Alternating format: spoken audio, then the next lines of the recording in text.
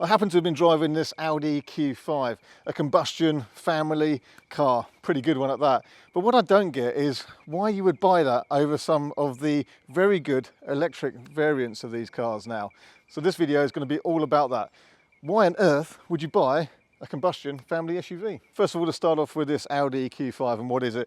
It's a 2-litre TFSi. All the new ones now are mild hybrid cars, so if you've got one of these and you've got a hybrid badge on the back, you might be thinking you're doing a great thing. And to be honest, I was ready to completely roast this car. I was ready to go, why on earth would you get this? But actually, after driving this, it's actually quite a good car. As cars go, I'll admit it's quite good. It's quite nice to be in. I'm going to show you a bit around it in a minute. So it is a good family car. It sets the benchmark. If I was insistent on a petrol or diesel family car, this would probably be right up there for consideration.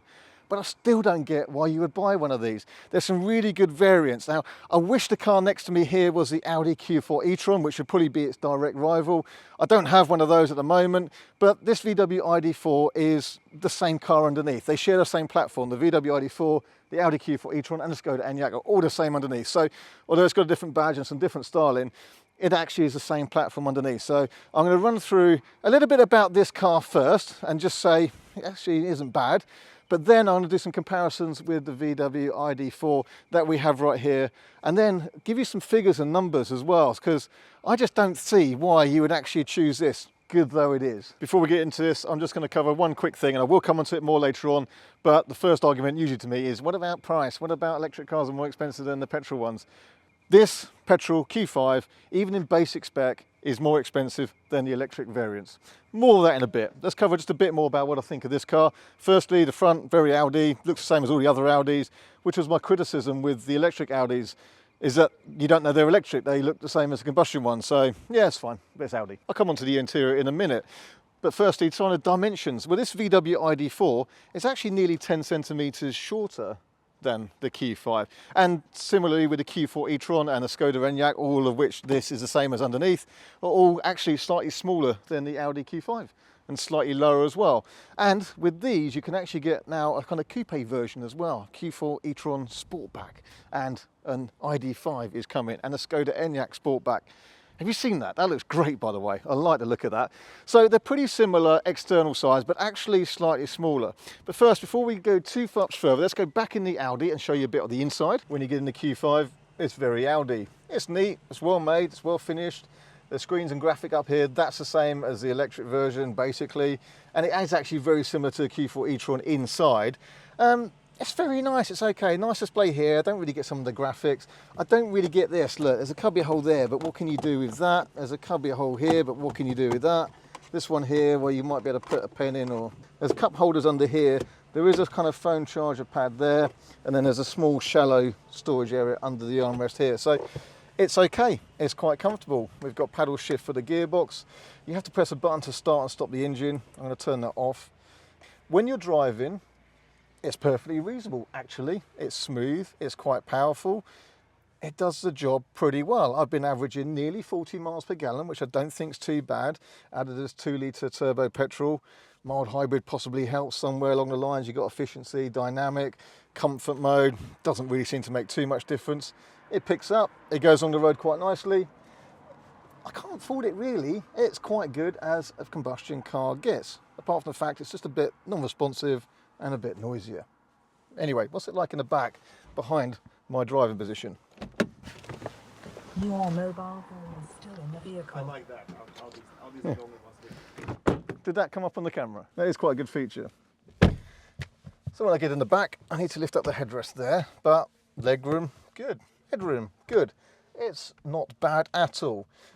But a big center console here. So anybody sitting in the middle does need to fold themselves around that console, and I'm sitting quite high up. The boot is pretty big, 550 litres with the seats up, and you can fold the seats with these levers here, although you have to kind of then push them down. I've already taken out the parcel shelf because that is a bit awkward to get out. And we've got this big box which doesn't fit in many cars, but it does fit in the Q5 easily, so it passes our big box challenge. So I know this is the VW version, but the inside space is very much the same. The Audi Q4 e-Tron dashboard is laid out pretty similarly to the Q5. They're all very familiar to an Audi driver, very different to this one here, but this is more open here. Quite a reasonable place to be. How does that translate to rear passenger space though? So the rear of the iD.4, the Enyak and the Q4 e-Tron is bigger than the Q5. Look at that, more knee room. I get my feet right under the seat in front. Loads of headroom, it's plenty wide enough. And look, no center console, so it's very easy to move around in the middle here and have loads of space. So the battery is flat and it sits under the whole floor area. And what about the boot? Does this pass the big box challenge? We'll have a look.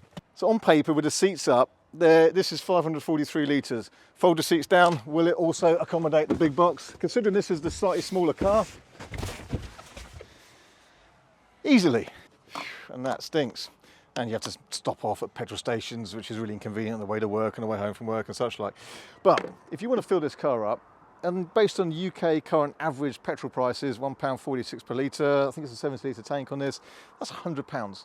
So that's going to get you about 500 miles, roughly speaking, if you can get 35, 37 miles per gallon out of it. So £100 for about 500 miles out of that. Whereas the benefits of an electric car is that you can charge at home, which is convenient. You don't have to stop off and get smelly petrol diesel hands on the way to work. And at home, a full tank on this would cost, based on the current UK energy prices, 77 kilowatt hour battery in this car, about £12. And that will get you about 250 miles. So you've got £12 for 250 miles, so therefore about £24 for the equivalent 500 miles that the Q4 can do. Q5, sorry. And so therefore, it's about a quarter of the fuel cost in running. But at home, with an electric car, you often go on to cheaper overnight tariffs. I'm basing it on the fact that at the moment our energy prices are very high. That's a UK average energy price. But at home, cheaper overnight tariff you might go on to, or you may have solar and battery storage, the ideal solution. Your battery's charged in the day, then you just charge your batteries into your car. This could charge you from nothing to fuel up. Nothing. Pretty good, huh? At worst case, £4 or £5 of a cheap overnight tariff. So you could say this car costs between £0 and £12 to fill up. But what about on the motorway services where you have the rapid charging and they're a little bit more expensive? Well, let me come on to that in a minute. So every day you don't need to go to the petrol station, you've got all the energy you need, all the fuel, and outside the school it's emission free. And when you're in the school car park waiting for your child to come out and it's a freezing cold day, these tend to have their engines running to keep warm. I see it every day when I pick up my daughter from school, people with the engines running and it's burning and putting poisonous gases into the air. You can sit and have the engine running in this, no emissions at all. Anyway, what I want to talk about now, let's say, what about when I do a long journey with the family? So let's put in a couple of scenarios here that would just typify something I would do, and so I'll give you these to you now. I'm not going to go and actually drive them because it will take days and actually burn some more fuel, which we don't want to do.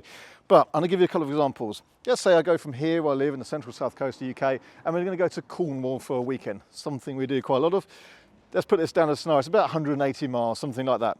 Our family would go away in this car. We would travel down there. We would book a hotel that has chargers. They don't charge you any extra for that, not normally.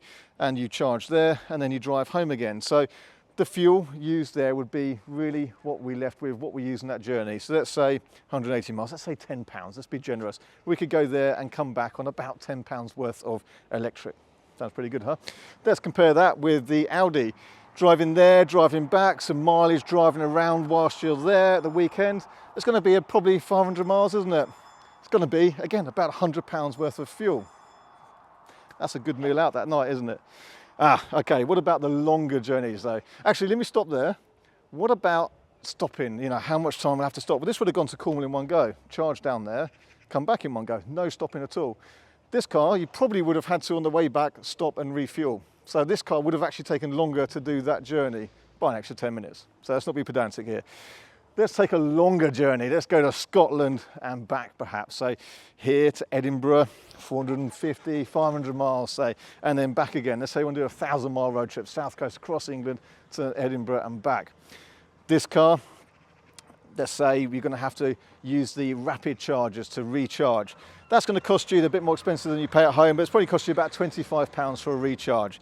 28 would be about the most you could really spend based on the current rapid charging rates, and you're going to be stopped for about 40 minutes. So typically you're going to drive at the motorway, plug it in, stop for about 40 minutes, have your lunch with your family, let the kids go to the toilet and such like, back in the car and carry on the journey.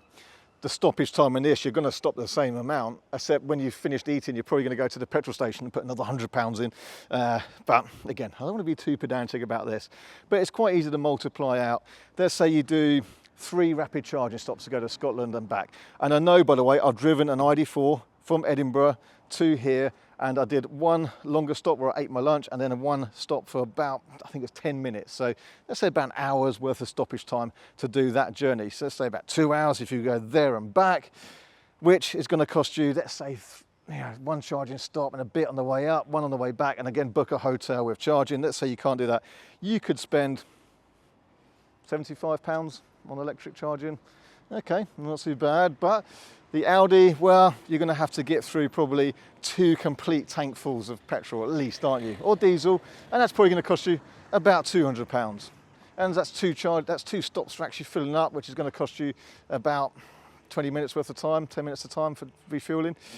Now, let me ask you, people say, yeah, but I don't want to stop off and spend ages charging. You eat and you do stuff whilst the car's charging. You do eating and stopping whilst and go to the toilet in one of these cars, but then you have to go and refuel as well. But let me ask you something. Would you spend 40 minutes at a petrol station and only pay £25 to refuel? Or would you spend 10 minutes there and spend £100 to refuel? Whilst you're spending the 40 minutes, you can go off and do other stuff, remember. Which would you prefer? I bet most people would actually say, I'd have my £25 fuel and go and relax and have a coffee. Being honest, really, that's probably what you'd do, isn't it? So there we go. Now, there's another element to cost of ownership, and that is residuals. And what if it's owned by a company? It's a company car. Gets even better. Okay, so there's money to be saved with the fuel. Let's talk about other kind of maintenance and running costs. Remember, with our combustion cars, we have oil changes, spark plugs, clutches, DPFs, exhausts, gearbox oil changes, and all the problems we do see with combustion cars. If you've got a combustion car and you like it, don't moan to me when it keeps needing fixing, because they do need continual maintenance and servicing. Electric cars, by comparison, are much simpler. There's no oil to change. There's not really anything other than kind of a cabin filter and checking over it. You don't need to change the battery, by the way. The big battery is there for life of the car, then it'll be taken out, then it'll be recycled. It just degrades a bit over time, but I'll make that a separate video. Don't think you've got to go and change the big battery, so don't come at me with that argument. Don't come at me with they're more expensive, because it's actually cheaper than the petrol version. Anyway, let's talk about road tax. In the UK, we pay an annual road tax to use our cars on the road. If your car's electric, it's free, it's nothing, doesn't cost a thing. If your car is emitting pollution, it does cost money. And the first 5 years road tax on this, bearing in mind this is one of the more efficient, latest versions of the Audi, it's still going to cost you £2,500 for first 5 years of road tax. £2,500, because it counts as premium car tax for the first 5 years. It's expensive, nothing for this one. Okay, let's talk about depreciation.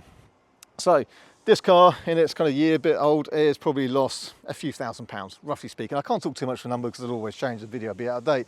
But as we stand right now from new, this car's lost roughly £8,000 from its new value. Pretty typical for that kind of value car.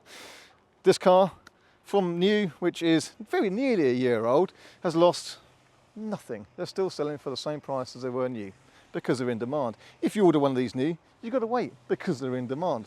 Like a lot of new cars at the moment, but electric cars are in demand. So depreciation, what I've seen the last couple of years, the electric cars just aren't depreciating. There's a continuous rise in demand, which meets the available supply.